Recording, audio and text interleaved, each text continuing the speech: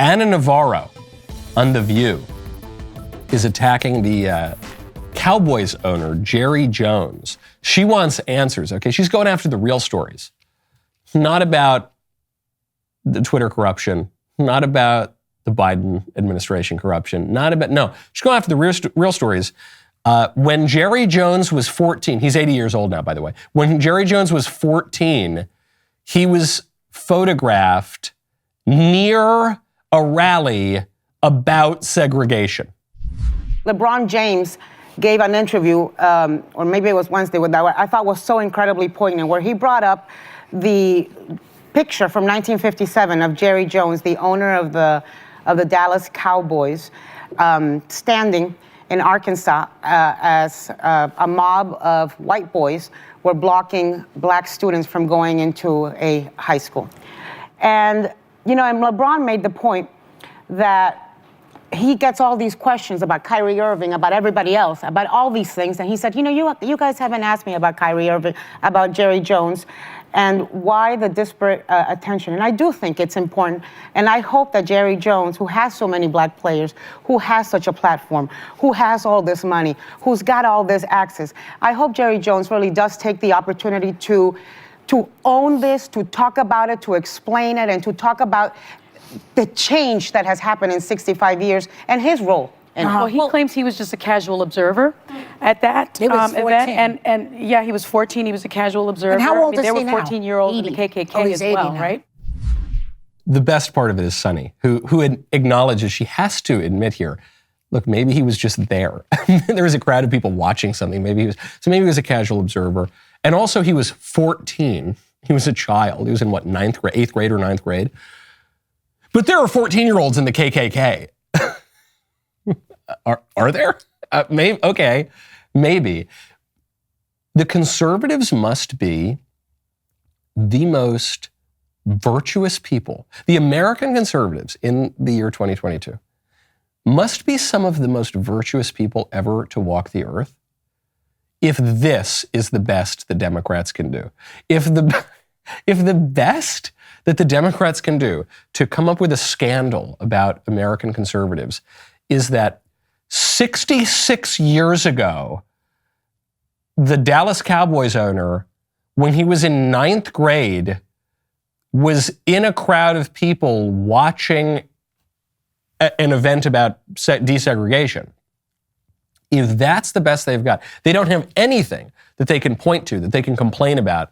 Anytime in the intervening 66 years, man, we must be doing something right. Because I can point to Democrat corruption right now, that's going on right now in a really, really egregious way, that is causing all sorts of problems, that is causing deaths in some cases when we're talking about the COVID lockdown regime, all sorts of other problems. And the best they've got, and this is true, this isn't just about Jerry Jones, this is all they ever talk about. Well, Jim Crow. When was Jim Crow? Oh my gosh, man. Was it 70 years ago? Yeah, and that's why you need to give us all this power now and we need to kick you out of the public square. Because there was slavery.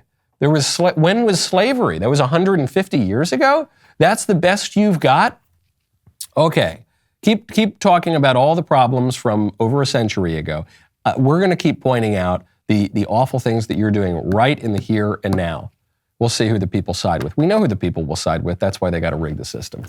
That's why they feel that they've got to rig the system. Because if the Democrats felt that they could win fair and square, they wouldn't have to rig the public square, and they wouldn't have to change all of the election rules in contravention of state constitutions. Barack Obama just said something very interesting. And I almost have never said that. I never thought Barack Obama was a particularly interesting public speaker. I know when he came on the scene in 2008, people said he was the greatest orator since Pericles. I never saw that. I just thought he said empty platitudes in a largely boring way. His most famous speech was the one where he says, "There's not a red America, not a blue America, not a States of America, not a black America, not a white America." It's not, and you just think, okay, this is the most banal kind of platitudinous thing I've ever heard in my life. But he at least has presented himself as this great speaker. And he does always choose his words carefully. And while campaigning for Raphael Warnock, he took a shot at Uncle Joe. We all know some folks in our lives who we don't wish them ill will. They say crazy stuff. We're all like, well, Uncle Joe, you know what happened to him. You know, it's okay.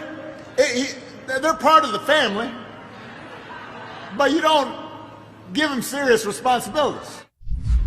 Ugh, he's talking about crazy Uncle Joe. That's a little awkward. And the way that liberals are reacting to this is to say, oh, come on, give me a break. He wasn't talking about Joe Biden. He was talking, he was just saying, he was just using crazy Uncle Joe to mean, whoever, your random uncle. He's not talking about Joe Biden. I'm not convinced of that. Whatever you want to say about Barack Obama, I have plenty of mean things that I could say about Barack Obama. The man generally does not misspeak. In fact, as crazy Uncle Joe said during the 2008 primaries, Barack Obama is very articulate. I think it was Joe Biden who said that Barack Obama was the first clean, articulate black man in American politics. Okay, so you can take Joe's words for it too, crazy Uncle Joe. Barack Obama is precise about his diction.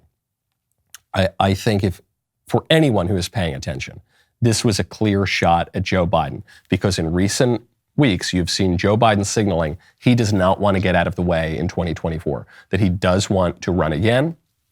A lot of Democrats don't want him to run again. And so what does Barack Obama do? In this thinly veiled barb, he says, when you got crazy Uncle Joe is Joe Biden's nickname. When you got crazy Uncle Joe, you're nice to him. He's in the family, but you don't give him a lot of responsibilities. You don't do that. Insinuating perhaps that Joe Biden doesn't have a lot of responsibilities now. He's just being sort of led around by the hand. And certainly, I think, implying that Joe Biden should not have a lot of responsibilities come 2024. So who is running the show? Who will be the titular head in 2024? But even now, if Joe Biden doesn't have a lot of responsibilities, who's running the show? Who is actually enforcing our morality? Who are the morality police? Who is the executive in the United States? Because Barack Obama seems to suggest it ain't the president. The rest of the show continues now. All right, and this is a Music Monday, baby. I told the guys, I said, no more rap. Okay, we've done enough rap. Let's hold off on the rap for a little bit. Or I've had enough. So they're going to take me back to the 90s. They're going to take me back to the 90s and early 2000s by playing a little alternative rock. Okay, so I'm going to bleach my tips in between now and the members block. I'm going to get out some nice Quicksilver and Billabong clothing, throw out a skateboard, and meet you guys over at the member block. If you're not a member, click the link in the description and join us.